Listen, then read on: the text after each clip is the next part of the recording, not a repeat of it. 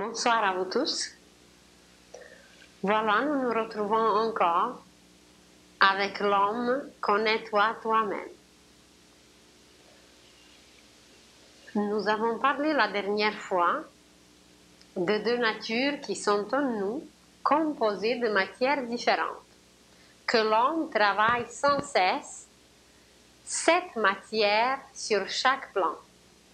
Il travaille au niveau physique cette matière qui commence par les solides et termine par un plan éthérique qui est une matière très subtile mais qui appartient encore au niveau physique.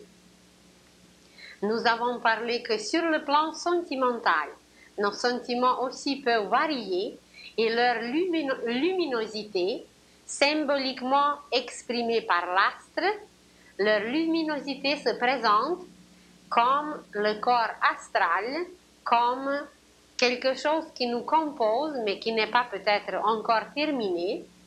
Et ensuite, nous avons dit que sur le plan mental aussi, nous travaillons cette matière différente.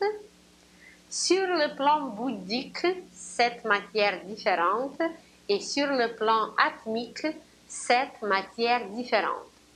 Ainsi, l'homme sans cesse, sans être conscient évidemment, travaille beaucoup de matière, touche beaucoup, mais comme notre conscience est encore à l'état enfantin, nous ne sommes pas conscients. Et présentement, la conscience humaine va s'éveiller, et c'est à cause de cela que nous allons nous approcher de notre intérieur, nous allons apprendre de quoi nous sommes composés, comment nous sommes faits, etc. Si on prend un enfant et un homme adulte qui connaît un peu la structure humaine, même au niveau physique, imaginez que c'est un médecin ou un scientifique ou quelqu'un qui connaît l'anatomie, il va connaître le système nerveux, le système circulatoire, respiratoire, chaque organe, le fonctionnement, la faculté, les possibilités de tout ce qui existe dans le corps humain, de chaque tissu, même de chaque cellule. Tandis qu'un enfant qui est aussi dans ce monde, mais qui n'a rien encore appris, il n'est pas du tout conscient de qu'est-ce que représente le corps humain. Alors, il s'agit de même pour un initié qui est un adulte au niveau cosmique. Un initié connaît la structure humaine au complet, tandis qu'un être humain dont la conscience est enfantine, il lui échappe tout, il n'est conscient de rien et il ne connaît rien. Alors, le fait que nous ne connaissons pas quelque chose ne signifie pas que ça n'existe pas. Comme même pour les choses très évidentes comme l'air. Si un enfant nous demande de lui montrer comment il est l'air, eh bien nous serons incapables et pourtant il ne s'agit que de se boucher le nez et la bouche et voilà, nous allons nous rendre compte que l'air existe. Même si nous ne voyons pas pour l'instant la pensée, même si nous ne sommes pas au courant comment les sentiments marchent, même si nous n'avons aucune idée comment d'autres particules beaucoup plus subtiles et lumineuses nous composent, même si nous n'avons aucune idée de tout cela, ça ne veut pas dire que ça n'existe pas. C'est que nous ne le connaissons pas seulement. Et à travers l'idée abstraite dont on a parlé la dernière fois, à travers tout ce qui existe comme sémence dans l'univers, comme une idée germe, à travers ce plan de l'idée abstraite, tout est présenté dans l'univers par des symboles. Et quelqu'un qui veut vraiment apprendre un langage universel, il sera obligé d'aller dans cette école divine qui se trouve sur le même plan que nous. Seulement, il faut posséder une autre vitesse pour y accéder. C'est comme si on avait un radio. Et cette radio peut capter les postes différents. Alors, quelqu'un a une radio qui peut capter tous les postes, tandis que d'autres, c'est 2 ou 3 postes. Alors, nous, dans notre corps humain, Il y a certains qui peuvent capter seulement le plan physique, il y a d'autres qui voient sur le plan astral, il y a d'autres qui voient davantage sur le plan mental, il y a d'autres qui voient sur le plan causal et même plus haut. Alors, c'est que nos postes de radio sont ajustés, sont connectés aux stations différentes d'où on peut capter toute la connaissance et toute la sagesse divine. Quelquefois, les gens posent des questions, mais où est-ce que vous avez appris tout ça? Ou d'où est-ce que vous puisez tout ça? Alors, l'exemple avec la radio peut nous expliquer un peu comment on peut apprendre, comment on peut toucher la vraie connaissance, qui est là, qui est perceptible, mais c'est à nous de s'ajuster, de se mettre au diapason là où elle vibre. Il existe dans l'univers cette rapidité, cette vitesse à laquelle on peut se brancher et où tout, absolument tout est enregistré. Un jour, quand nous parlerons des mains et des gestes, vous verrez qu'il n'existe rien dans l'univers qui n'est pas enregistré, que le moindre geste, le moindre sentiment et la moindre pensée, tout est enregistré. Et cet endroit, en réalité, il ne s'agit pas d'endroit, mais il s'agit des vibrations de degrés différents qui captent tout et qui enregistrent tout. Alors, mais on va l'appeler endroit si on veut. Alors, cet endroit où tout est enregistré s'appelle la mémoire de la nature ou autrement les annales akashiques ou les archives akashiques. Et c'est de cette station, si vous voulez, de radio, c'est de là qu'on est capable, si on est branché, tout capter, tout voir, et c'est de cette façon que l'humanité apprendra à voir son passé, voir son avenir et voir tout ce qu'il lui faudra.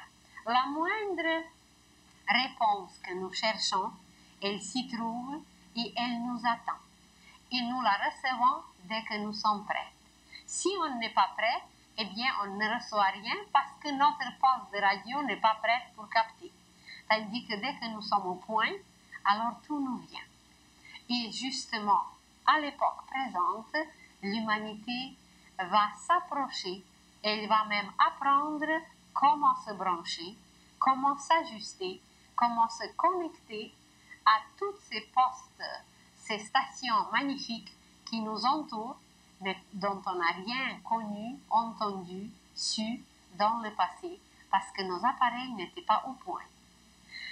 Alors, sur le plan physique, nous avons un corps, nous avons même deux corps, on peut le dire deux corps, un double éthérique. Sur le plan astral, nous en avons un autre, ou sentimental, sur le plan mental encore, sur le plan bouddhique et atmique.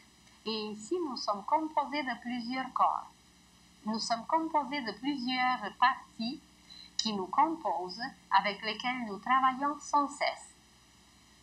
Pour nous donner une image symbolique, imaginez un arbre.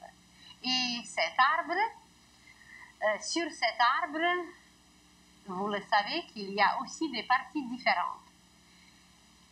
Il y a les racines qui représentent le plan physique, il y a le tronc qui représente le plan astral, il y a les branches qui représentent le plan mental, il y a les fleurs, les feuilles d'abord qui représentent le plan causal, il y a les fleurs qui représentent le plan bouddhique et il y a les fruits qui représentent le plan atmique.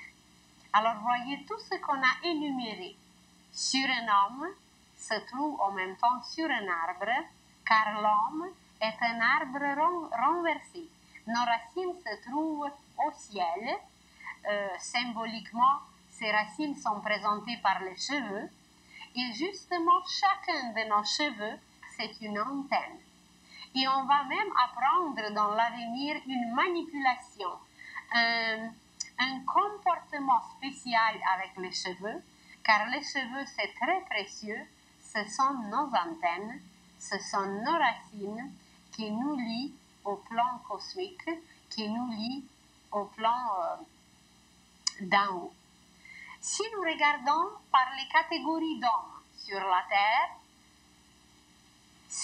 à travers cet arbre, nous allons apprendre, nous allons voir que les racines ou le plan physique représentent l'homme brut. L'homme brut qui n'a rien cultivé, l'homme brut qui n'a rien travaillé, qui ne possède pas encore des qualités, qui travaille les solides. Il peut penser, évidemment, mais c'est une pensée brute. Il peut sentir, mais c'est un sentiment très grossier. C'est un sentiment destructeur, c'est un sentiment noir, si on veut, comme le sol, comme la terre où se trouvent les racines. Il ne voit encore aucune lumière, comme les racines ne perçoivent pas la lumière directement. Alors le plan physique, où les racines de l'arbre représentent l'homme brut. Et seul Dieu sait combien il y en a encore sur la terre. Au niveau du tronc, sur votre image, c'est marqué par des couleurs, mais peut-être c'est moins perceptible, alors je vais le mentionner. La couleur donc noire, avec le plan physique, représente l'homme brut. La couleur brune, le tronc, représente l'homme ordinaire. Il y a déjà une circulation, il y a une musique, il y a une vie, il y a la sève qui circule, il est déjà extériorisé, mais il profite lui-même de tout, c'est pas encore donné aux autres, tout est caché pour lui, tout est encore personnel. Alors pour l'homme ordinaire, tout se passe en lui et pour lui, évidemment qu'il s'extériorise, mais même s'il s'extériorise, tout est toujours dirigé par ses désirs et ses pensées personnelles. Il est un peu comme un tronc, il n'est pas très flexible, il n'accepte pas bien tout ce qui l'entoure, l'écorce est assez épaisse, alors l'homme ordinaire est présenté sur l'arbre par le tronc. Ensuite, il y a les branches. Les branches, vous le savez que symboliquement, elles sont les porteuses déjà des feuilles, des fleurs, des fruits.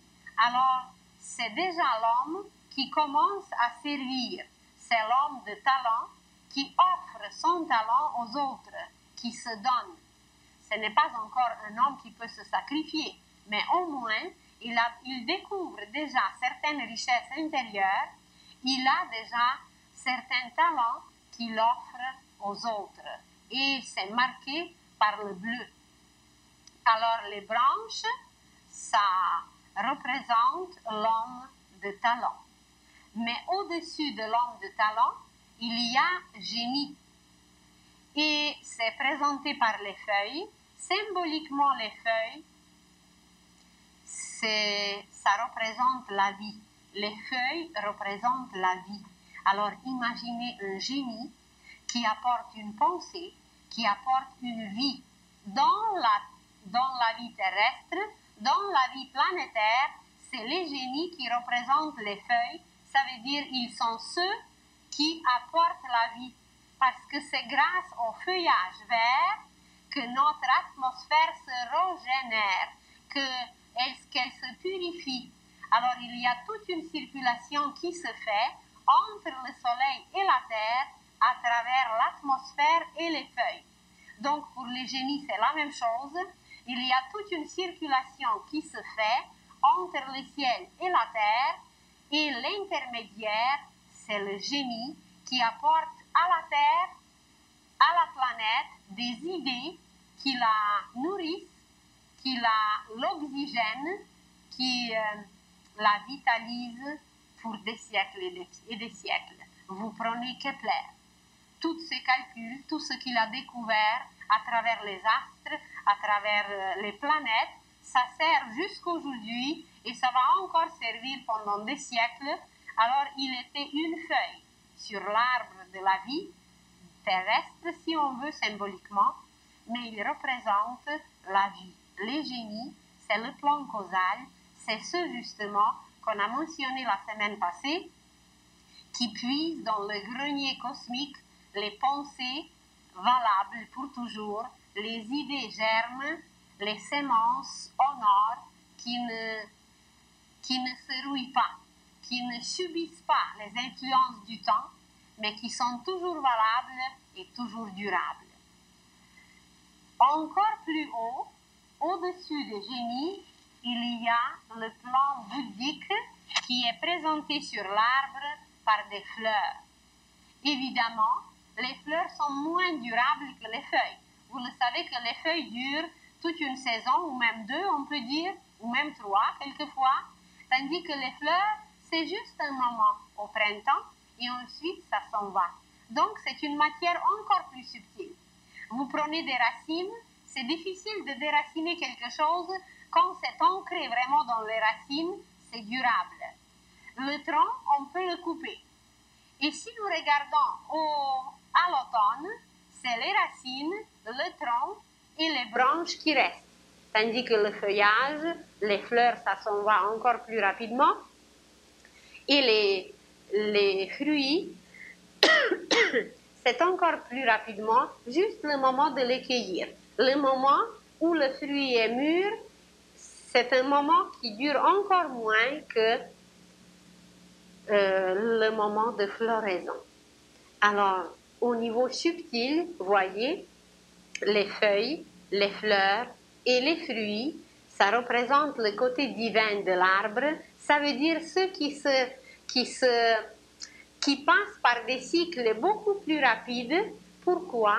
Parce que c'est à travers le fruit et la fleur, mais surtout le fruit, que l'arbre représente sa qualité. Vous savez qu'il y a des arbres qui ne donnent pas de fruits, comme il y a des hommes qui ne donnent pas de fruits.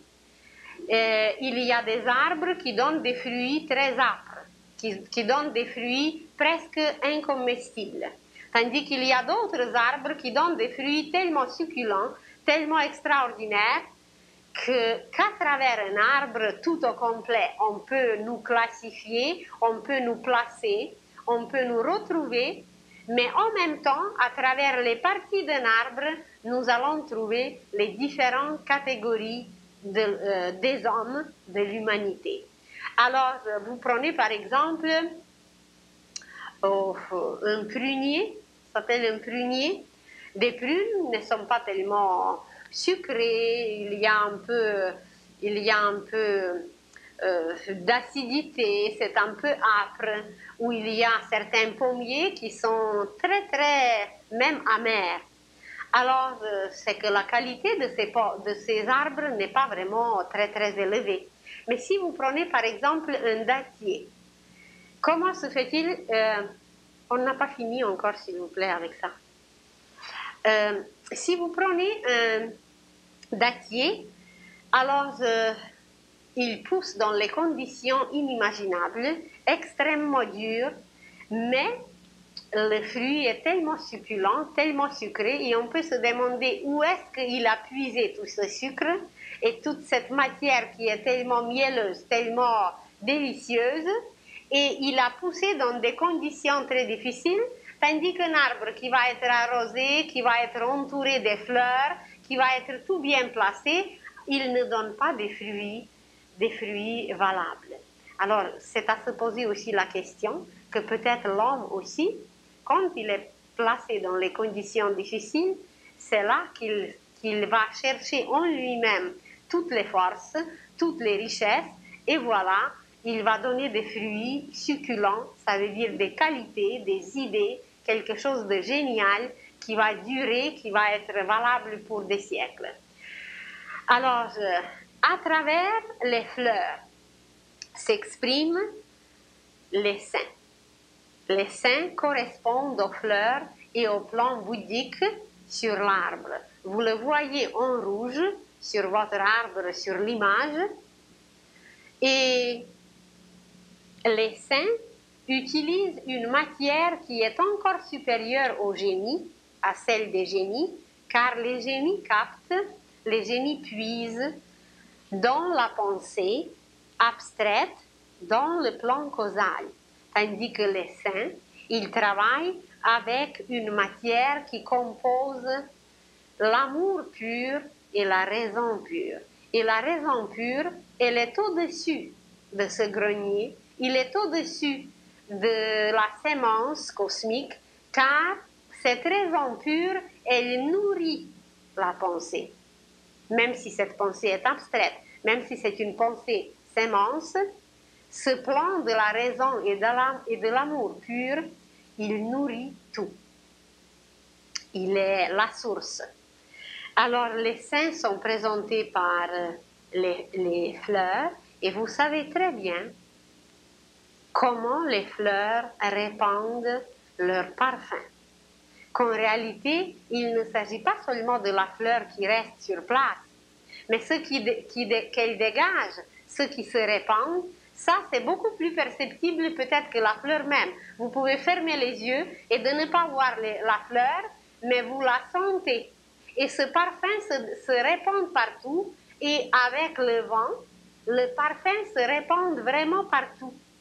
Et même plus tard, nous allons parler que chaque pays, c'est un arbre aussi. Et ce qu'un peuple produit, ce qu'un peuple crée, ça représente la fleur du peuple, la fleur d'un pays, et ça se répand partout sur la terre comme le parfum. Et chaque pays a son parfum, et chaque pays a sa sainteté, puisque ça correspond au saint. Alors la sainteté, le saint, c'est la pureté. Et c'est par la pureté et grâce à la pureté que cette raison pure et l'amour pur, qui sont une lumière pure, même pas condensée en sémence. C'est encore avant que la sémence se forme, c'est cette raison pure et cet amour pur qui circulent à travers le parfum. Et nous en parlerons un jour combien de significations le parfum possède. Il a beaucoup de significations, mais on va choisir juste un peu. Alors, c'est à travers le parfum que la pureté, la sainteté, si vous voulez, se répand. Je suis russe et je peux vous parler de votre pays parce que je peux le comparer avec les autres. Et le Canada, c'est un pays béni. Et ce n'est pas par hasard que vous avez, surtout au Québec, tellement de noms, de villages, de rues, de localités où la première partie est composée justement de ce nom saint. C'est lié évidemment au passé, c'est lié aux hommes, aux femmes qui ont travaillé avec cette matière bouddhique. Et comme je vous ai déjà dit que tout laisse des traces, évidemment que ça a laissé aussi des traces. Et cette pureté, cet amour que ces hommes ont travaillé dans le passé, peut-être ils ont sémé quelque chose qui va éclore bientôt. Et je ne me rappelle plus si je vous ai mentionné que sur ce pays, présentement, se croisent des influences les plus bénéfiques du cercle zodiacal. Alors, à travers ce travail que les saints ont fait dans le passé, parce que si on les a canonisés, si on les a considérés qu'ils sont saints, c'est qu'ils ont accompli une œuvre. Ils ont accompli une œuvre qui est valable, qui est durable, qui est là, même si physiquement elle n'est pas visible peut-être présentement, mais elle est visible comme parfum. Elle est sensible. Elle est sensible parce qu'ils étaient la fleur de ce pays. Et ils ont préparé peut-être un avenir extraordinaire pour ce pays. Nous en parlerons plus tard aussi. Je vous ai déjà dit, je crois, que c'est le seul pays au monde qui est le pays grand, qui est le pays jeune et qui est le pays puissant, qui est aimé partout et qui est un pays pacifique. Ce sont des grâces dont la portée est vraiment planétaire, mais si on reste ici, si on ne se voit pas de l'extérieur, on n'est pas conscient de cela. Et je vous assure, quand j'entends quelqu'un qui se plaint dans ce pays, je suis choquée. Je me dis comment il peut se plaindre ou être mécontent dans un pays béni, dans un pays qui est extraordinaire et qui dans l'avenir va devenir le pays le plus spirituel au monde. Je ne vais pas entrer dans les détails où il faut les envoyer, mais je ne serais pas étonnée s'ils s'incarnent en Russie, car là, ils apprendront d'être contents et d'aimer. Et surtout de respecter cette sainteté, cet amour qui est déjà planté, qui est déjà sémé dans ce pays et qu'il faut l'entretenir et qu'il faut l'arroser et qu'il faut le faire fleurir pour donner le parfum au monde entier. Alors, la sainteté est présentée par les fleurs, mais ce n'est pas encore tout. Au-dessus des saints, même s'ils travaillent avec une matière de l'amour pur, il y a encore celui qui entretient, celui qui envoie la source, qui forme la sémence, qui sème et qui garde l'univers entier, qui représente le fruit de l'univers et l'arbre au complet. C'est l'auteur de l'univers, c'est le créateur de l'univers si vous voulez, c'est l'esprit de tout qui nourrit tout.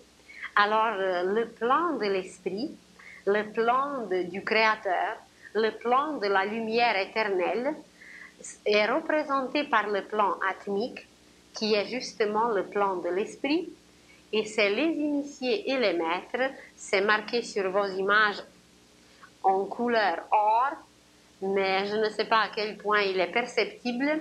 Alors le côté le plus supérieur qui est en nous, le côté le plus supérieur qui nous compose, la matière la plus subtile, c'est l'esprit même qui s'incarne, qui travaille, qui œuvre à travers la matière.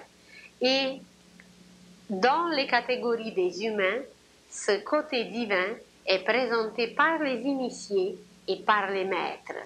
Qu'est-ce que ça veut dire un initié? Un initié, c'est celui qui touche le cœur de tout, qui connaît la vérité, qui est conscient de ces vérités et qui les vit. On en parlera bientôt de toutes ces catégories, on parlera des initiés, des maîtres, des disciples, et nous allons les énumérer encore une fois, et nous allons voir quelle est la différence entre eux. Alors l'arbre représente l'homme, l'être humain, et vous le voyez que le fruit, c'est le résumé de tout, c'est la qualité acquise, et parmi les humains, c'est justement les initiés et les maîtres, mais vous pouvez juste imaginer Jésus, qui était un fruit des humains. Imaginez tout ce qu'il nous a laissé, imaginez tout ce qu'il nous a transmis. Évidemment qu'il était plus qu'un saint, il était en même temps un saint. Mais un saint ne possède pas nécessairement une connaissance initiatique. Il travaille beaucoup avec l'amour, il travaille par une intuition, par un raisonnement intuitif, mais ce raisonnement n'est pas toujours conscient. Tandis qu'un initié, il travaille avec l'amour, mais en même temps, la sagesse, il la possède.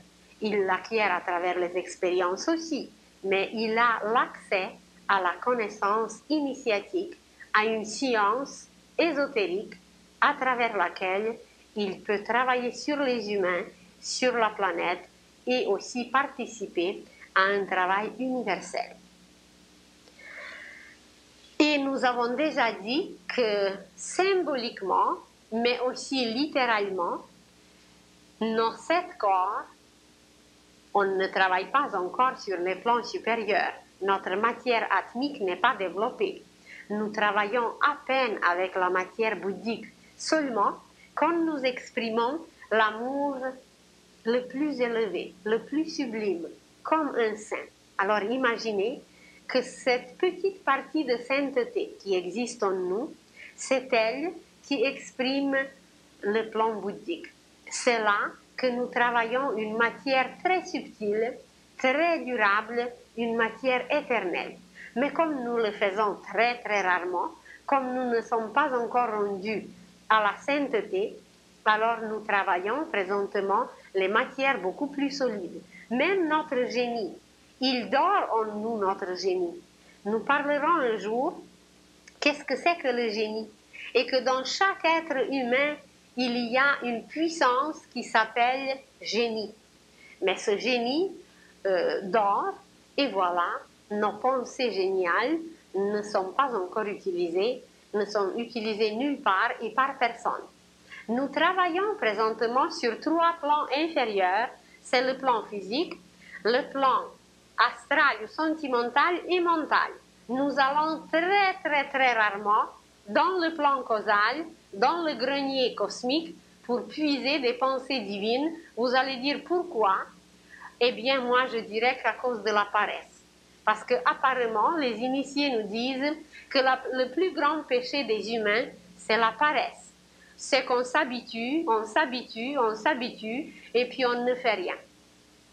Il y avait une fois un ange.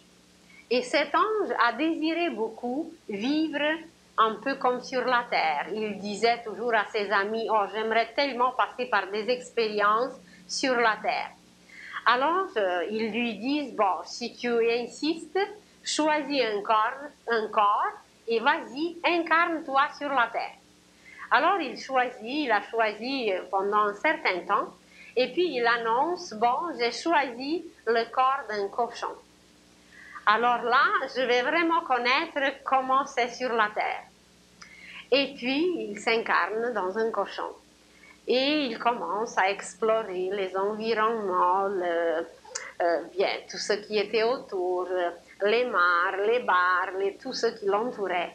Et puis, il se frottait un peu partout, il se roulait dans la boue.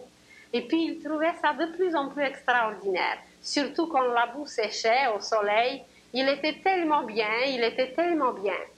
Et puis, avec le temps, il s'est trouvé une amie. Ça s'appelle comment en français? Une cochonne? Une truie? Alors il s'est trouvé une amie, puis là ça a été encore mieux. Alors tandis qu'en haut il y avait le travail très important qui l'attendait, mais ses amis lui envoyaient toutes sortes de messages. Il n'y avait pas de moyen de lui faire comprendre qu'il est attendu en haut. Surtout depuis qu'il s'est marié, il était tellement bien sur la terre, dans la boue, qu'il ne voulait plus aller. Et puis, bien, ils se sont dit, il faut quand même le pousser à revenir parce que son travail va tarder et puis ça va retarder tout le monde. Et avec sa femme, ils ont eu une douzaine de petits, cochonnets? Pourceaux. Alors, et puis voilà, la famille fleurissait et c'était merveilleux. Mais comme le travail au ciel l'attendait, alors ses amis ont commencé à lui envoyer des messagers et des messagers. Et puis finalement, il dit, j'ai presque oublié comment c'est en haut. Je suis tellement bien ici. Et puis il envoie un autre messager et un autre messager. Et après une vingtaine de messagers, il a dit, bon, d'accord, je vais quitter la terre et puis je vais vous rejoindre. Et quand il est arrivé au ciel, et quand il a regardé la terre et comment vivaient les cochons, il a dit, comment se fait-il que vous m'avez laissé si longtemps dans la boue? Il disait, on t'envoyait toutes sortes de messagers, on n'arrivait pas à te rendre conscient que c'est dans la boue, que c'est au ralenti et qu'il y a le travail très important qui t'attend là. Alors, si on s'étudie un peu plus, peut-être nous nous trouvons un peu dans la situation semblable. C'est que nous ne sommes pas conscients du tout comment nous vivons, dans quoi nous vivons, quelle est notre conscience. Mais si on se voyait un peu différemment, nous serons étonnés que nous, les êtres d'une famille royale, divine, que nous nous trouvons présentement dans une situation pareille, dans toute cette pollution, dans tout ce désordre d'aujourd'hui, Et pourquoi on est arrivé là? Vous allez demander pourquoi on est arrivé jusque-là. Peut-être chez les cochons, il y a quelque chose qui ressemble à notre paresse. Il aime bien rester au soleil, de ne rien faire, puis même si la boue sèche sur eux, ça ne les dérange pas. Alors avec le temps, d'ailleurs on en parlera, que les qualités et les défauts des animaux ont une correspondance exacte en nous. Et qu'il y a en nous aussi des petits animaux, il y a des lions, il y a des cochons, il y a des lapins, et chaque fois que nous avons peur, nous sommes un lapin. Et chaque fois que nous avons le courage, nous sommes un lion. Et chaque fois que nous avons l'audace, nous sommes un tigre. Et chaque fois que nous représentons la force, quand nous agissons avec force, nous sommes un ours. Et chaque fois, quand nous sommes prêts à endurer des difficultés, nous sommes un chameau. Et il y a beaucoup d'autres animaux en nous, mais on s'arrête seulement sur les cochons aujourd'hui parce que les impuretés sont représentées par les cochons. Les cochons en nous, c'est les impuretés. Et qu'est-ce que bloque une roue pour bien rouler? C'est les impuretés. C'est quand la boue se sèche autour, quand la roue est dans la boue, eh bien, elle va au ralenti. Ça veut dire, à travers tout ce ralentissement, c'est un genre de paresse qui est là. Et voilà, nous parlerons bientôt comment, tout au long de la colonne vertébrale, chez nous, en nous, il y a des roues que la science initiatique connaît, que la philosophie hindoue connaît, que dans le passé on a connu ces roues qui sont les centrales d'énergie. Et nos roues marchent très au ralenti, avec une lenteur inimaginable. Et quel est l'empêchement pour la vitesse? C'est les impuretés. Exactement comme pour une roue qui ne peut pas marcher dans la boue, comme pour le cochon qui est tout entouré de toutes ces impuretés. Alors, le travail le plus urgent pour nous, pour devenir l'homme, pour devenir l'homme fleur, pour devenir l'homme fruit, ça veut dire génie, saint pas nécessairement avec un titre reconnu officiellement quelque part, mais pur. Atteindre cette pureté, donner un parfum à la planète, au système solaire, à la galaxie, à l'univers entier, et même devenir un fruit sur cet arbre de vie, eh bien, c'est qu'il faudrait se mettre au travail. Pas au travail dur, mais au travail qui est joie, au travail qui exprime l'âme et qui va nous amener vers le monde et vers les réalisations absolument inconnues. Alors, de quoi nous devons sortir aujourd'hui? C'est de la paresse. Et vous êtes sûrement aperçu qu'il y a aujourd'hui des poussées, des courants, des vagues qui nous amènent, même par force quelquefois, à se poser des questions. Et puis, on nous frappe de l'autre côté, et puis la question revient. Et puis, on reçoit quelque chose d'en arrière, on se repose la question jusqu'à ce qu'on trouve la réponse. Il y a une vague de spiritualité, il y a une vague de végétarisme, il y a une vague de pensée positive, il y a une vague de méditation, il y a une vague, il y a beaucoup de vagues, et à travers toutes ces vagues nouvelles qui apportent quelque chose de nouveau, l'homme commence à chercher et sortir de sa paresse. Imaginez un arbre paresseux, une sémence paresseuse qui va se dire, eh bien maintenant j'arrête de pousser et c'est fini. Ou imaginez un cœur paresseux, qu'est-ce que ça pourrait donner si le cœur va dire, bien écoutez, j'arrête maintenant pour 2 jours. Il va dire, je me mets en grève. Eh bien, ça n'existe pas dans la nature.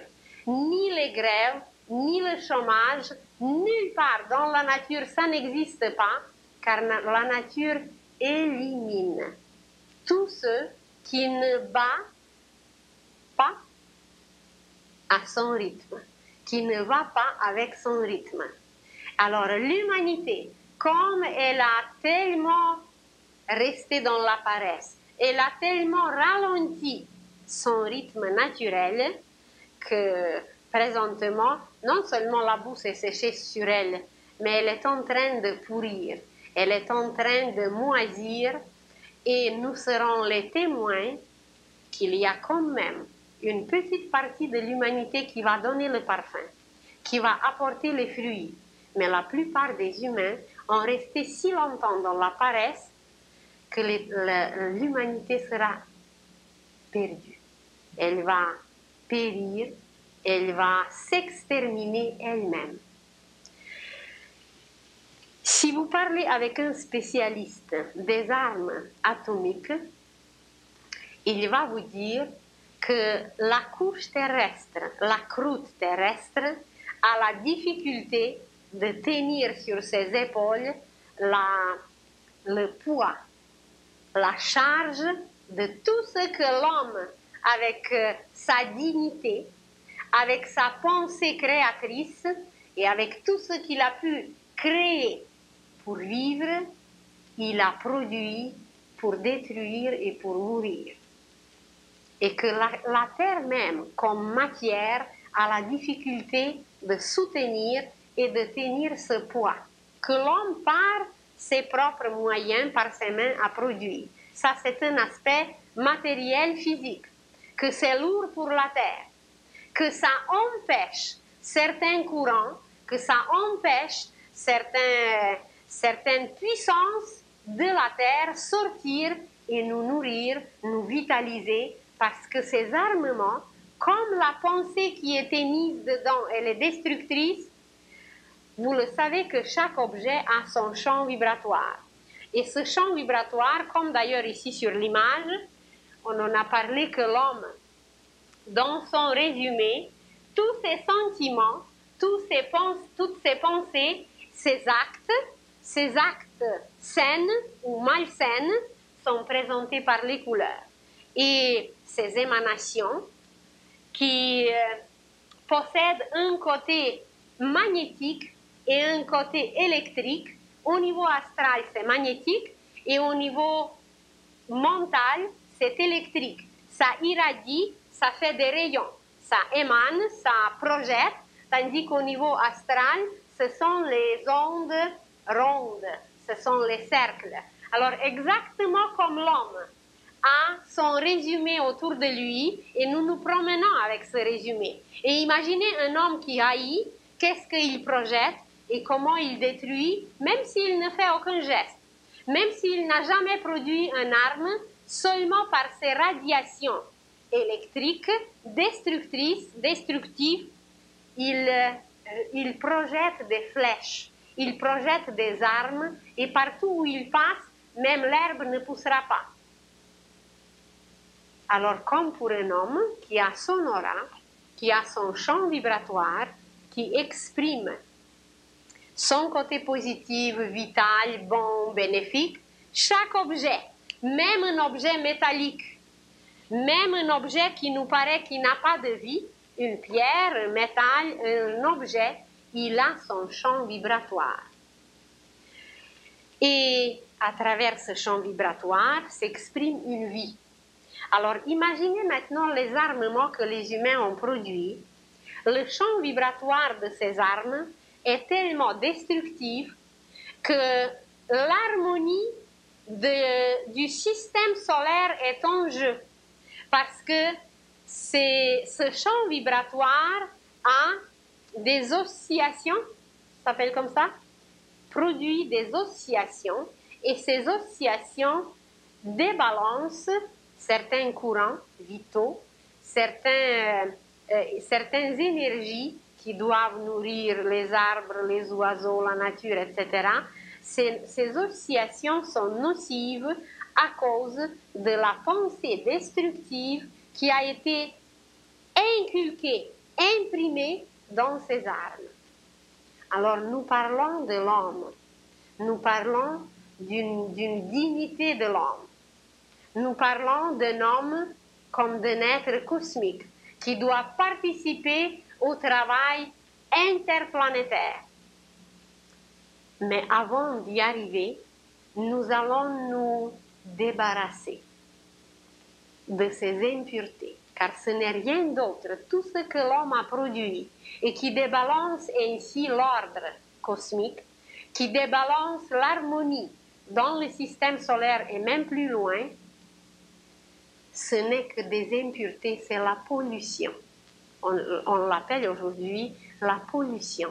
Alors imaginez que 3/4 de l'humanité ne travaille que pour polluer la terre, que pour polluer tout ce qui existe, et les sentiments et la pensée.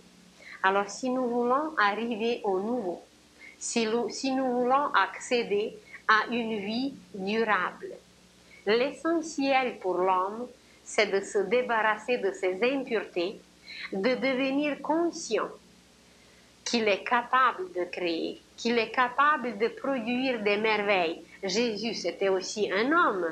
Les génies, ce sont des hommes. Les saints, ce sont des hommes. Eh bien, pourquoi eux, ils pouvaient arriver à un degré supérieur et nous laisser des merveilles, et pourquoi pas nous? Alors, tout homme de bonne volonté,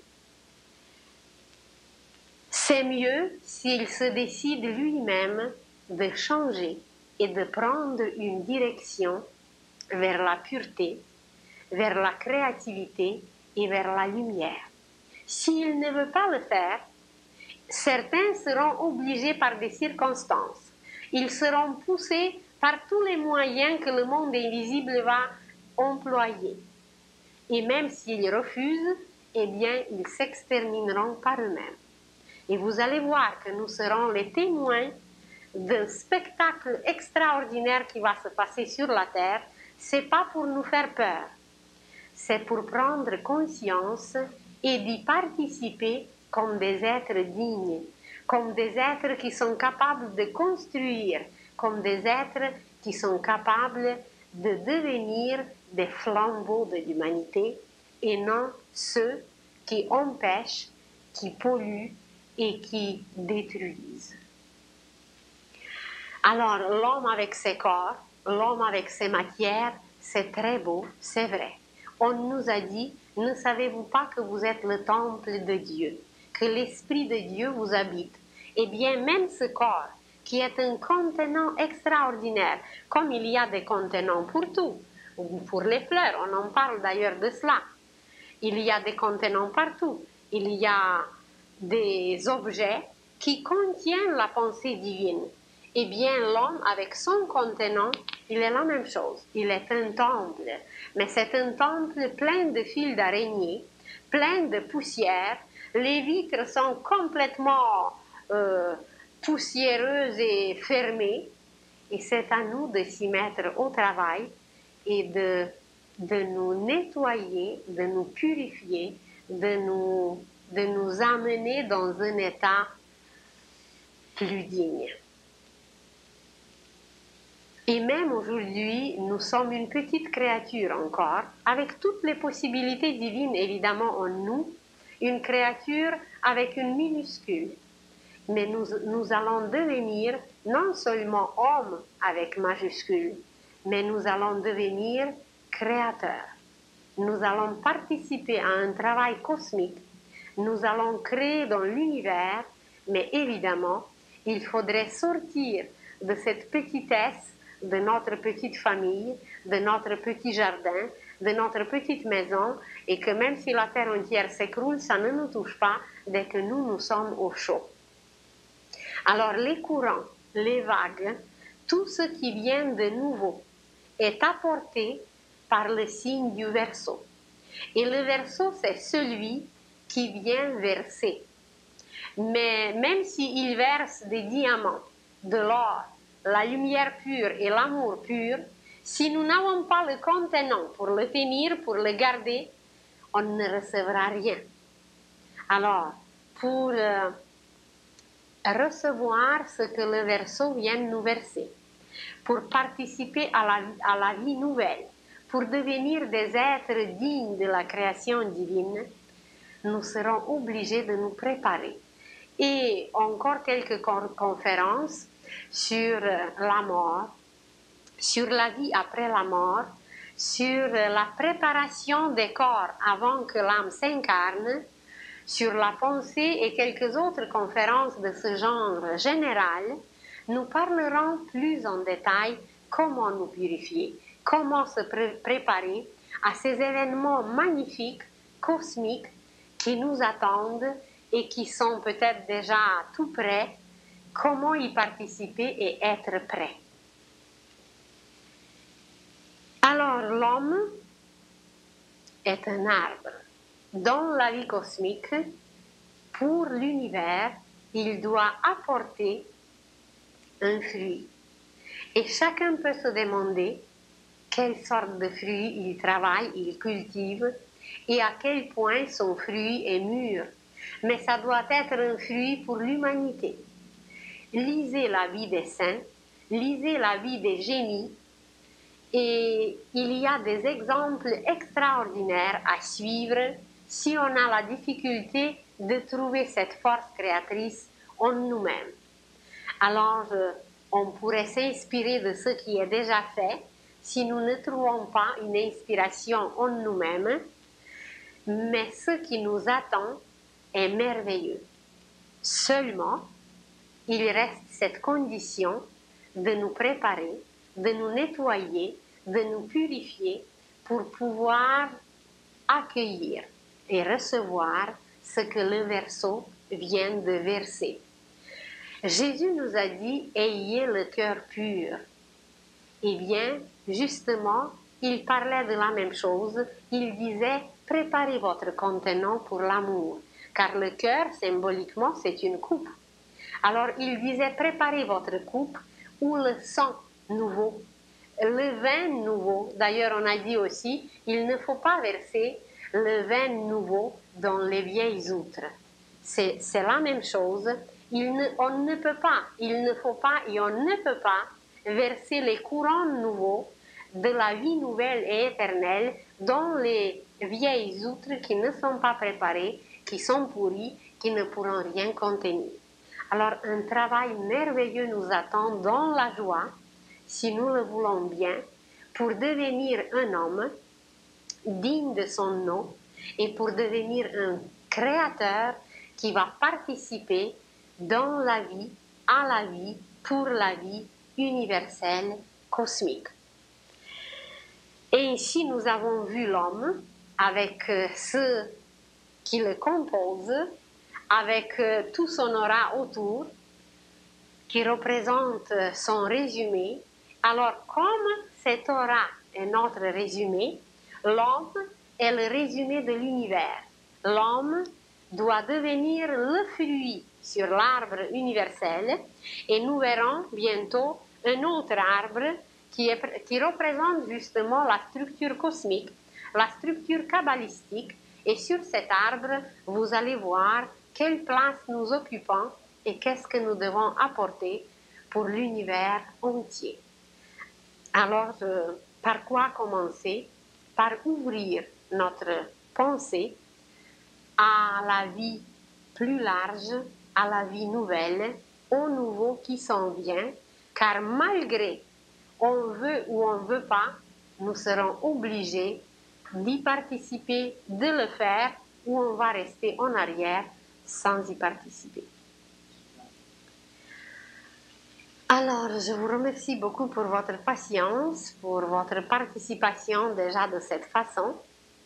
Nous allons continuer la semaine prochaine. On va voir comment l'homme se libère de son corps physique, comment il meurt et comment il revit.